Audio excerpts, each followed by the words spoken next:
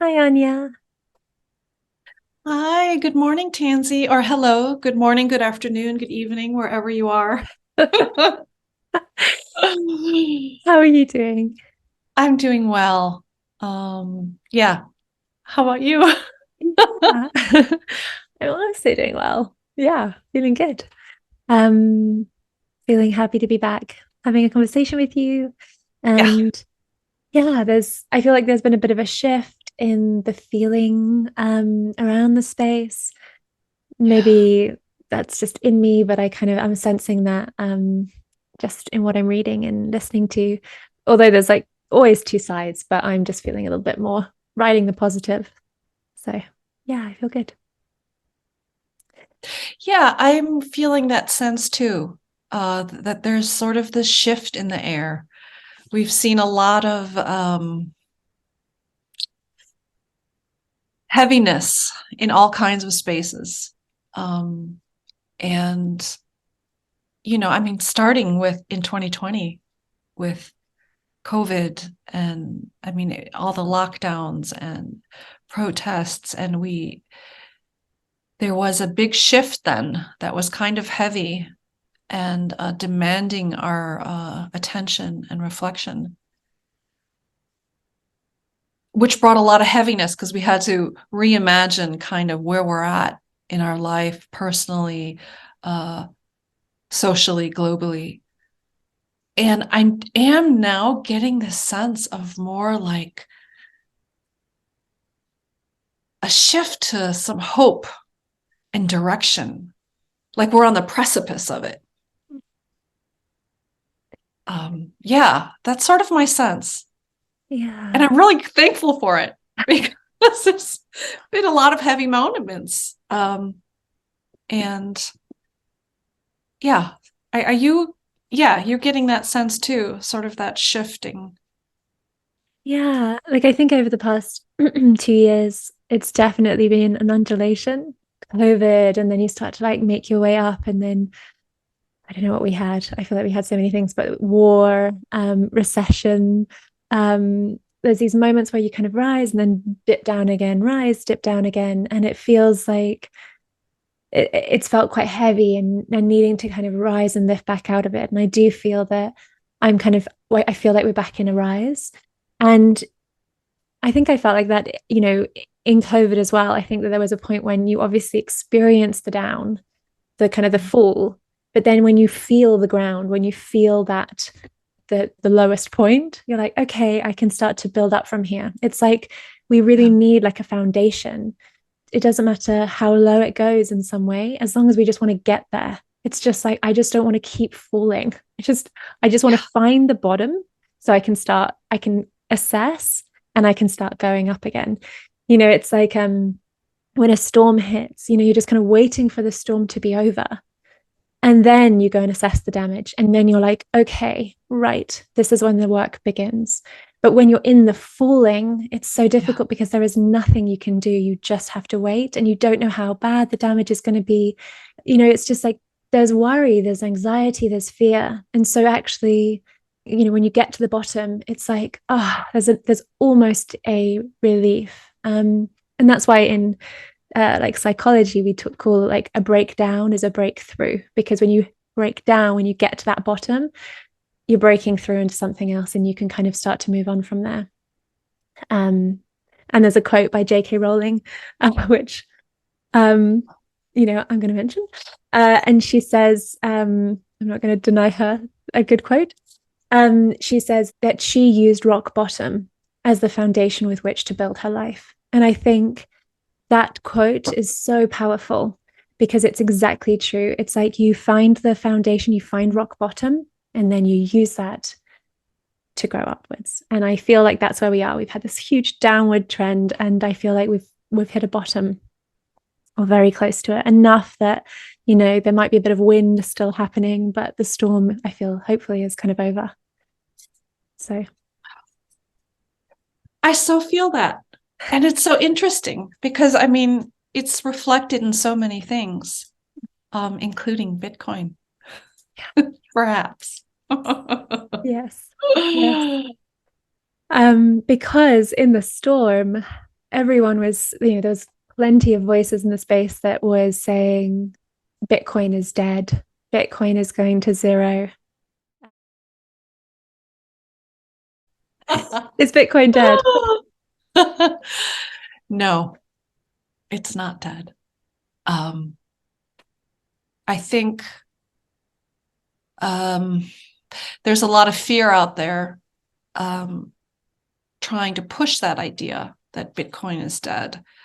And it's interesting. I mean, I think it was the European Union just sent a document out about that Bitcoin is dead or will be shortly.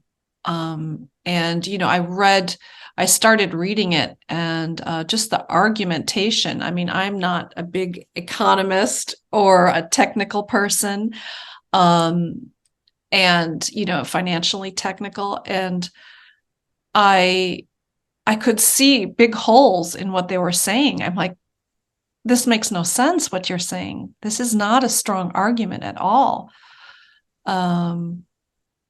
So, and it felt good because I'm like, oh, if this large institution is saying this and I can see right through the holes of that argument, that empowered me to be like, wow, I know so much more than they do, or at least what they're sharing. And it gave me then more hope even into Bitcoin. It strengthened my resolve of the future of Bitcoin, which is sort of interesting. I had the exact opposite response from that documentation. It's an interesting one because, like, when an argument becomes weaker and weaker, they're trying to find anything, any semblance of rejection or any semblance to keep hold of this idea, whatever that is. But in terms of this with Bitcoin, it's like any kind of concept that they can rely on, that they can show that it's going to go to zero, just to try to keep the narrative alive, to stop people turning towards it. But fundamentally, Bitcoin is such a powerful technology, and it hasn't really changed it. So these arguments, like, there's so many holes in them, but you can easily find the information to kind of deny it, because Bitcoin is Bitcoin. And you think, well, why wouldn't you just hire somebody who understands Bitcoin? And I think about this with podcasts I listen to, and they're talking about the FTX scam or talking about crypto, and their points are have lots of holes, or they don't when they're describing something, they actually don't do it right. They actually describe it with wrong facts, about sort of Bitcoin, or sometimes with the cryptocurrencies, or with FTT or something like that. And I just think, why don't they hire somebody to actually explain to them the truth? And I just don't think that they obviously don't care enough. So if they don't care enough, or then they're either trying to spin a different narrative, so they don't want to know the truth, or they know the truth and still don't want to spin the narrative, or they just can't be bothered, which means don't take them seriously anyway. They're not doing a good enough journalistic exercise here. They're not giving the information that they're saying that they're giving. So it's really interesting when you know something and then you listen to these journalists, or these people who are who sound like they're experts, and you're like, they don't know what they're talking about. And suddenly, it does kind of lead to other questions. Yeah, I mean, it's the general media is their reflections on things is so disappointing, because they do just spin this one narrative, where my understanding and hope of media is to show different sides, to do investigative work, and to show that investigation. And they're not doing that at all when you go to the general media.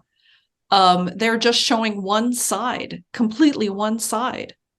But they're not saying, oh, okay, so we have Bitcoin. It's this relatively new concept in currency and economics. Why is it scary? Why are there questions? And then trying to research that by going to maybe crypto people and asking them questions. There's no real investigative journalism, in those spaces that we've sort of been trained and learned to trust, and perhaps, I haven't done much research. Perhaps these big medias were once trustworthy, and this was a way for us to understand, but I'm not so sure. But you are trained as you grow up, that whether it's watching TV or even in school, go to this journal or this paper, and that's your information of the truth, and you can use that to reference in your papers or whatever. I mean, that's such a load of untruth. You can't rely on them for truth or any kind of real investigation. And that lack of honesty is, it's disappointing, but it's also eye-opening. Yeah. And I think that was really obvious during COVID as well. Like, my father, he would get papers from different perspectives. So a very left kind of wing paper in the UK and a very right wing paper, and he would find the middle ground. He's like, what are they saying about it? What are they saying about it? So he always got two papers. And so that he could try and understand what was a kind of balanced opinion, because most of the time it's somewhere in between to the two opposing sides. Because there is always an underlying agenda, especially when we know that, media is owned by just a few people. Like Rupert Murdoch has his own ideals that is filtered through the news that is being given. And I think, coming from a legal background, I really care about listening to both sides and being able to judge for yourself. So just like a judge does in a court case, he listens to both sides. And he gathers that information and he makes the best kind of assessment of what he feels like is right based on the law. And so we should have that option as well. We should be able to listen to both sides so that we can make the best idea of what we think has happened. But we certainly saw it in COVID. No matter what you believe, one side was very particularly being suppressed. And it didn't matter if that was all false. The point is that we needed to hear it. We needed to just hear a balanced argument so that we could assess. So by suppressing one side, I always feel like, what is going on here? If you are only allowing one side of the narrative to exist, you are deliberately blocking the other side, which becomes propaganda, right? You always know that in any country, you have two opposing political agendas. If you're only hearing about one, the other is deliberately being suppressed, which means you've got propaganda going on, which is exactly what was happening during COVID, with even the stories about where it came from, and we even heard that, a lab leak was absolutely ridiculous and any mention of it was absolutely quashed. And then later on, they were like, actually, it could have been a lab leak. And so if you'd been listening to mainstream media, you would have been like, I'm so confused. Like, you've basically shut down an entire side and now you're adopting it. So it's just like, if you shut down one side, you're not opening yourself to possibilities of the truth either, or possibilities of what could have happened. And so to bring that point to Bitcoin, it's the same. It's like when you hear all of the mainstream media going on one side, clearly there is an agenda to suppress the other side. So it's propaganda again. So then you come back to, okay, well, why are they doing that? Okay, what are they trying to suppress? And then it's like, then that leads to even more speculation and other stories coming up. So, then the mainstream media like criticize people for bringing up their own stories. It's like, well, present both sides and you won't give people so much room to do that. Because the fact that you're suppressing one side of the argument shows that we have to be distrusting. There has to be an element of distrust because we're not being told the full truth here. Yeah, and that's, one of the things I'm really excited about is Twitter, and this shift in Twitter, because Elon bought it, and it's so interesting to see the changes happening on Twitter. And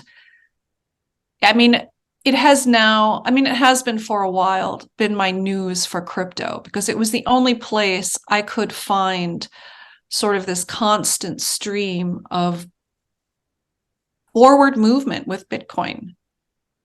El Salvador, Brazil, Lugana in Switzerland, what's happening in London. And so, and in Ghana, and, you know, so it's really interesting to now have this sort of, you know, people-led journalism in a way.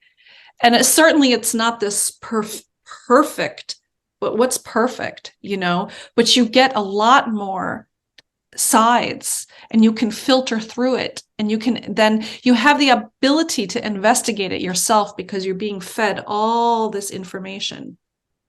And I just love it.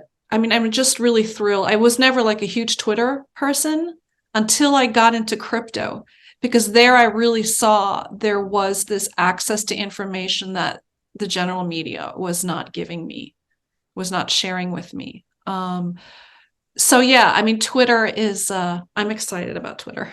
And it's interesting because that's part of that shift. You know, there's this shift in Twitter, and it's just begun. You know, and you have these amazing now chats on it, live chats where like thousands of people are listening. And it's really interesting dynamic in how they lead these conversations and who they invite and what questions they ask. And there's back and forth and disagreement. And it's just beautiful to listen to. So yeah, I'm pro Twitter. I totally agree. Like I never used Twitter. I tapped into it during COVID just to kind of get two different perspectives. Like, you know, I just wanted to know, as the legal mind, I just wanted to kind of find out what other people felt. So I kind of tapped into Twitter, but I'm the same. Like, crypto has really brought me deeper into that space, and like being able to find out what's going on really quickly. But also like reading the comments underneath, and you can hear the pushback. So you can read the pushback and you're like, oh, good point. And then you read the other side, and like, oh, good point. And it gives you this beautiful thing of like, oh, I'm being molded.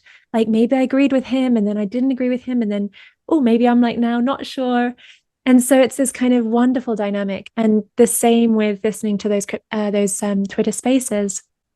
You know, I was listening to this one that was being hosted, and you know, they were making some good points, but I was also a little bit like, they're also just pushing one narrative. And they also were very strong and saying about something that had happened in the news. And they were like, no, this is what it is. This is exactly what's happened.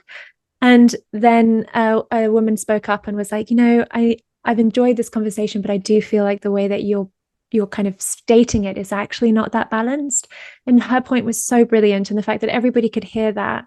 And the commentator was like, no, I hear that. That's good. And then it was so interesting because the next day the news came out, and I think Biden had like, he saw a different thing. He kind of saw the story as being different. So he was actually taking the other side that the people in the Twitter space had said was absolutely not true. So maybe I'll be more specific. I think it was about the bomb that landed in Poland. And so this Twitter space was saying, absolutely, it came from Russia. Absolutely, it came from Russia. And anybody who was in the spaces who was questioning whether it could not have come from Russia, they were just like, no. And they had all of these kind of experts on who were saying absolutely has to be Russia. And then the next day, I think Biden said he was like, it has to be Ukraine. And I was like, ooh, this is so interesting because, and whether like, you know, whether it doesn't matter where it honestly, like for me right now, it doesn't matter which country it came from. I just was so intrigued by that piece. You know, it was like these guys were all saying one thing. A lot of them were kind of mainstream media kind of people. Not all, but some. And they were all kind of self-supporting one another. And then you heard this woman come up and kind of stir a little bit in a really beautiful way. And then to hear that actually, in reality, the flip side was being argued the next day, I was like, I loved it. And I hope that they heard that from Biden and actually go, you know what? When we do these, we're learning that actually we need to hear both sides. We cannot shut down and just say it was only Russia when we should hear the other side. Why could it be Ukraine? So it was it was sort of in real time, this process of why taking one side limits you from the possibilities of the truth, or of even finding the truth, right? And some, what is the truth? It's just, at least like, let's just Yeah. have the information. So Yes, it's like this process of almost like, this is right, this is wrong, the process of going between two extremes or two different viewpoints, which are typically sort of on opposite sides. You learn so much in that process, and you learn how gray it is, but you're stretching between the two, and you see this as people voice themselves and say this, well, this subtlety, and then they add this subtlety, and you're sort of building this little Christmas cake, or I don't know, with all these like little ingredients, and you get to choose which ingredient you're going to adopt and put into your cake. I don't know if that's the best analogy, but it came to my mind. So that dynamic of the fluidity of the back and forth, and it makes me kind of think, I don't know what you think about this, is it reminds me of Wikipedia. I remember when Wikipedia first came out and everybody is saying, oh, you can't listen to it. It's all like people are just making this stuff up. You have to go to the books, to the history books, or to the books, to the experts, but slowly I think people got a better sense of it's not as fluid as Twitter is, but it was sort of like this beginning of people coming up and putting their knowledge in, and then other people coming in and editing that. And so you were getting, I felt like, a better sense of reality than you were from going to a history book, which was written by some, yeah. It doesn't matter who it was written by, but it was written by typically one point of person, and then a group decides that's it, that's the only truth. Whereas then, like, Wikipedia started this concept of, let's add in all these elements and let's go back and forth and have that conversation, because really, what is the truth? The important thing is having that conversation and building this information together as a community, an internet community. Yeah. Twitter is sort of it's like the explosion of that in a way. It takes it to like the next level in real time. Yeah. And I think there's so many people I wanted to add to that, because I was like, yeah, I agree with. It's like, I can't remember who said that has been written by the winners. History is written by those who win the narrative, the ability to write the narrative. And that's exactly true, which is why it's so important to kind of get different perspectives. And like you say, like, Twitter is this amazing kind of hub of information and different people's experiences and different people's worldviews, and how that shapes like their perspectives and how it shapes someone else's perspectives. And I think the important thing about knowledge and wisdom is always being open and being able to change your perception based on new information. And also learning about how to be discerning with kind of where that information is coming from. But that doesn't mean only choosing particular sources. It means like recognizing even why that newspaper, like who is behind that newspaper, or who is, was this person actually on the ground, but also why is that newspaper interviewing that person and not that person. So and I do feel like, with a space where information is fluid and moving and growing and flexible, there is something here about there is going to be information that might upset you, or is not aligned to your perspective or your particular belief. But isn't that what it means to be in a multi-dimensional, in a multidisciplinary, in a multicultural world? We're not all going to agree. We've all been brought up in such different ways, with different faiths, with different cultures. And so it's so important to kind of, if we want to get on in this world, is to be flexible with our opinions and to recognize the why behind someone's opinion rather than to discount them. And if you don't agree with someone and you say, no, you're wrong, you're just you're perpetuating the divide. You're not allowing them to speak. You're not allowing your own view to shift. You're not allowing their view to shift. There is no dialogue. And actually, in dialogue, even the person who said something perhaps offensive may change their idea because you've entered into dialogue, and you may end up saying something and they're like, oh, yeah, maybe I'm wrong, or maybe I don't agree with myself, what I just said. But by shutting them down, you don't even open dialogue to be able to, for you both to kind of grow and learn through that conversation. And so those people who are like criticizing Twitter right now, or who are leaving it, I'm like, it's such a shame, because we need their voices. We need everybody's voices, right? Like, I absolutely don't agree with spreading hate or spreading violence. But there's ways and means to, assess that, and to kind of uplift without kind of, aggressive or anything, targeting or anything like that. Like, I understand, there are levels, but in general, like, the ability to communicate with one another, I think, is imperative to kind of creating a global community that is peaceful, because we're all going to be different. We're all going to have different views. And if you're going to war and push back and fight against every opposing view, how are we going to live in harmony together? And those same, it's very much a particular political perspective that denies the right to kind of have a particular viewpoint or have a particular voice. But then they're also the ones that really are proponents of peace. And peace only comes from acceptance and openness and, and listening.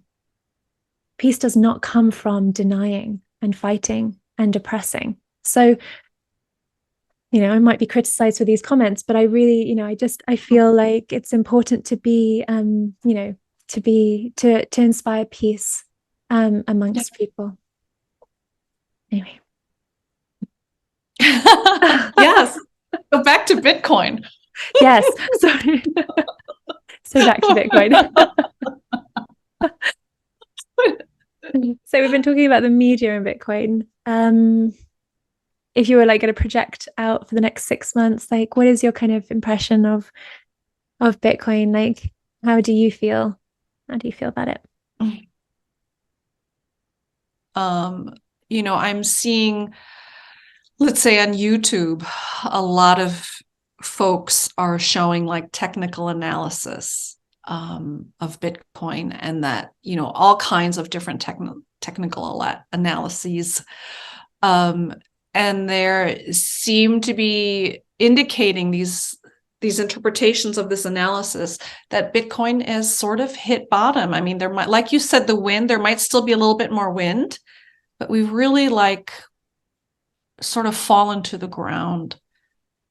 And the ground might move a little bit, might like a little earthquake here and there, but I think we're at this point where we can start reimagining and moving forward. And I think that whole energy is everywhere. And I think it's globally, it's personally, I think it's in Bitcoin too, that there's this shift now towards moving up and going towards these new possibilities. So I have hope for the next 6 months that we will start seeing a positive movement in Bitcoin and in many things. As we reimagine, as we come out of hitting the ground and falling for the last months, years, depending on the scale of the fall, what fall you're talking about. But I have hope. I'm positive. And yeah. How about you? What's your sense? It feels nice. I feel like we're at that ground, and I feel like we can start to make those moves up again. It can be an undulated up, but I do feel like there is a kind of sense of the energy rising. I also think with with being in a recession, and I think with CBDCs coming in and with more adoption happening, and I just feel like there's going to be more movement in that. I don't know in terms of, because of the recession, whether how much money is going to be flowing in, but I do feel like, when fiat is going down, or when fiat feels stagnant, I feel like Bitcoin seems like that kind of, it's something positive, it's something hopeful, it's something that can grow. right? It's not related to fiat in that way. So it's a completely different system and it's global. So it kind of balances out, and then beyond that, just that it's a choice against or at the same time or opposing CBDCs. I just think with technology growing, with CBDCs being introduced, I think people will become more aware of what it means, what a digital currency means, and I think that will bring Bitcoin more into the dialogue. And so I'm just hopeful. I mean, what is your sense about now with all this, with FTX, and Sam Bankman-Fried and Genesis, all these sort of big, heavy dominoes? I mean, do you think these are sort of the last of the dominoes? Do you think I mean, it does seem like all this domino effect from this year was all those leaves falling to the ground, to then allow new growth to come. So in that sense, all this trauma has been hopeful in a way, because it is weeding out sort of the bad actors. But I don't know, what is your sense? Is that still going to potentially pull Bitcoin down? Or and not specifically the price. I'm thinking more that people's understanding or perception of Bitcoin. I think people's perception of Bitcoin right now, if they don't really understand Bitcoin or crypto, they don't know the difference between the two, and they also associate FTX with Bitcoin. I think the perception of Bitcoin is pretty low in most people's minds. And I think those that were not for Bitcoin, I think, have been reinforced in that view. So I think it's going to be very difficult for their minds to change. And I think that's going to take a very long time for them to change. I think some people will have been less aware of it happening. There are people out there who don't really know, who haven't really been involved. And so, once we start rising again, I think we still will have a good influx of people into the space. But I think those who've been watching this and they've got a negative perspective of Bitcoin, I think that's going to stay quite negative. So I think even if we had another kind of bad thing happen, I think most of the people who want to get out have gotten out. Yeah. I think most of the people that weren't going to get in are not going to get in. So my feeling is that other dominoes could drop, but I don't know how. It might impact a little bit on the price and the sentiment, but really, I think FTX couldn't have been bigger, right? I mean, it's just like the huge mountain fell, and maybe there will be some smaller kind of hills that fall, but I don't think they will come into comparison of FTX unless it's something like USDT, unless USDT crashes or fails, or something like Binance. And then we then will have a problem in terms of sentiment. Again, neither of those affect Bitcoin. I mean, they'll affect its price, but it doesn't affect the technology in any way. I feel that those who trust in Bitcoin are still trusting in Bitcoin. I think that a lot of people who thought that they believed in crypto have moved maybe into Bitcoin. I think a lot of people have got their Bitcoin off exchanges and off of custodial wallets, and they've moved it into self-custody wallets. So I think that it's really shaken things up. So I think we're in a safer position. I think we're in a better position in terms of people being more sensible. And I think if there are some bad actors in the space, if they can hold on long enough, then and the price rises, they may be saved. But and so there may still be some out there. But as long as everybody keeps holding their money, their Bitcoin in self-custody wallets, it's the best thing that you can do to protect yourself. Is there anything else you want to say on the conversation? No, just I really enjoyed again our conversation, and I'm glad we got to talk about Twitter. Yeah. Me too. So if people are enjoying, then please do subscribe. Bell button, all, so that you get all of the updates whenever we post our videos on Sundays. You'll know right away that we've got a new post. And yeah, we're really enjoying doing these. So if you are enjoying them, then please suggest us any topics that you want us to cover. If you know anybody who'd maybe want to come on and talk about something relevant in the Bitcoin space, we would love for them to reach out to us. You can contact us, which is info@thecryptoethic.com. So that's our email address. All right. Okay. Thank you. Thank you. I look forward to our next conversation or maybe even interview. Yeah, me too. See you soon. Ciao.